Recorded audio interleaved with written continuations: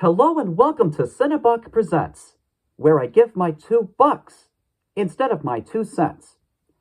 Many stories feature certain themes of conflict that have been used time and time again, such as man versus machines and man versus nature. But what about machines versus nature? Well, this is where The Wild Robot comes into play. It features that of a manufactured robot, nicknamed Roz, who gets marooned on an island during shipment as a result of a typhoon. The bad news is, most of the forest animals on the island are not exactly as friendly as she expected them to be.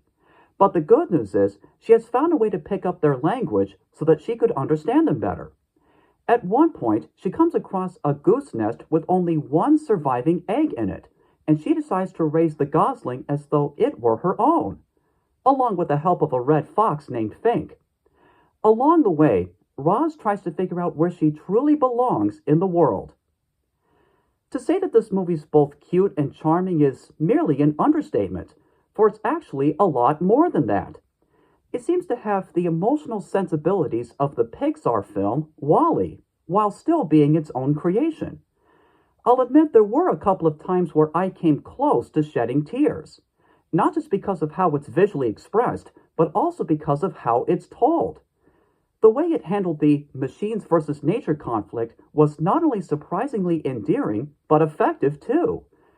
What with it having lush animation, an invigorating musical score, a sharp direction, and occasional bits of clever dialogue.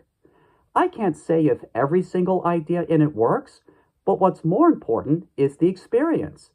And I found it to be simply marvelous. It is a breathtaking work of cinematic art that managed to evoke humanity and some thought-provoking connections, thus making it one of the best to ever come from DreamWorks Animation in recent years. On a scale between 1 and 10, I give this film an 8.5. It's really good and definitely worth checking out. This is Renton Whitetail having given his $2 and signing off. I'll see you folks next time. Take care.